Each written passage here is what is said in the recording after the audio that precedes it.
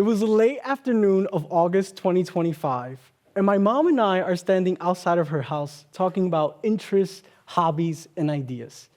And it was at that moment that I thought of an idea that most people would never consider.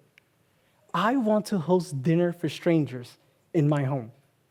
And while the thought of having someone you have never met in your home may give you anxiety, or you just think that's weird, you're not alone, because I thought the same, until I realized that when we share a meal with a stranger, something human and magical happens.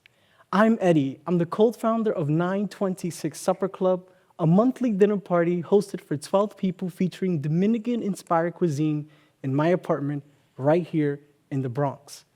After hosting just 8 dinners, we have a wait list of more than 13,000 people and was named the hottest dinner party by the New York Times. But how did we get here?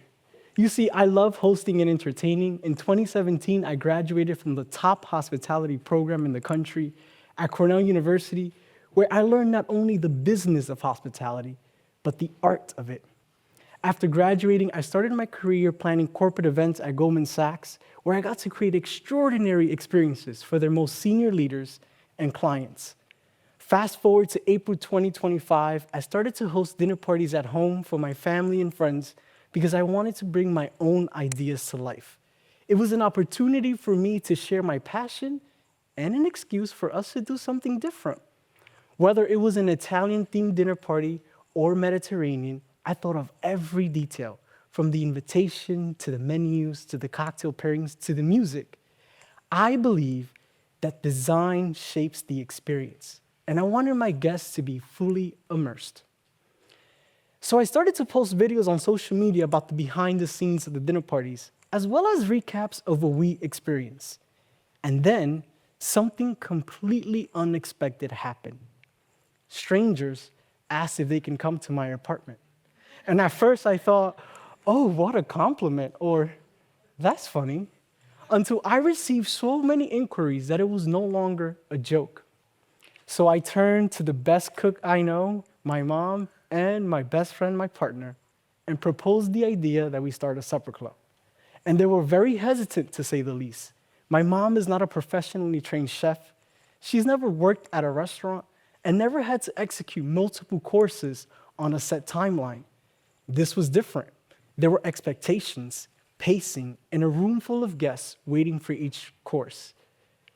But what she may have lacked in formal structure, she made up for in heart, in flavor, and decades of lived experience in the kitchen. As for my partner, well, his concern was very straightforward. He just didn't want strangers in our house. But soon enough, I convinced him, and I created a game plan. It's now September 2025, and we bought furniture, plates, utensils, everything we needed to host. Things started to take shape, but we couldn't think of a name. So instead, we thought, how do we want people to feel? And we said the words grateful, special, celebrated, at home. And those words reminded my mom and I of 926 Southern Boulevard, the address of my grandmother's home for over 30 years in the South Bronx, where generations of my family lived. 926 Southern Boulevard is a 6-story building built in 1911, a place filled with stories, including ours. So on 9/26, September 26, 2025, we officially told the world, and 926 was born.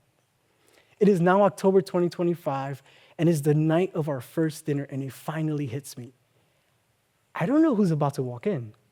I'm pacing in my living room, my hands are sweaty, and every sound in the hallway makes my heart jump. And as we go around the room and greet people, some people are a bit nervous and shy, and others are excited that they finally beat the wait list and arrived. As we sit around for dinner, we ask people to share their name and one thing that they're grateful for. And this is when I realized that people crave this type of connection and intimacy. As the night progressed, these are some of the things they shared. I'm divorced from a 17-year marriage, and I am stepping out of my comfort zone as I explore a new way of life. I'm a parent to a 3-month-old baby, and my life feels like chaos. So being here is a treat.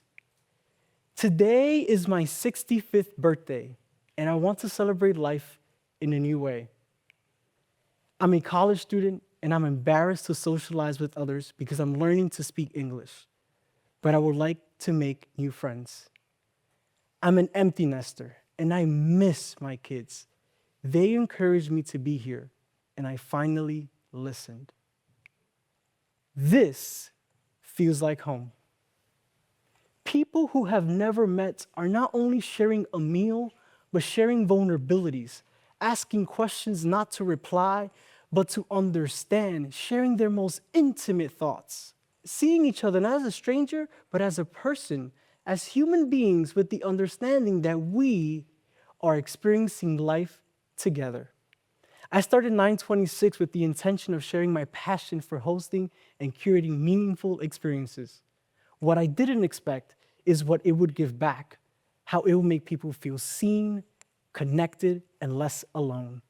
So I encourage you to say yes to the scary thing. Join the volunteer group, start the social club, take the class, or host the dinner. Raise your hand even if your voice shakes. In the end, I realized that opening my doors to strangers and setting the table was never just about hosting. It was about making room for people to feel understood, valued, and less alone. It was about choosing to gather because sharing a meal builds connection. In a city of millions, it is still possible to feel unseen. What we are really craving isn't another reservation, it's connection, a place to sit a little longer, to speak a little more honestly, and to be known beyond an email or username. The food set the table, but the conversations filled it. And in that exchange, between strangers who left as something more, we found what we were actually hungry for. Thank you.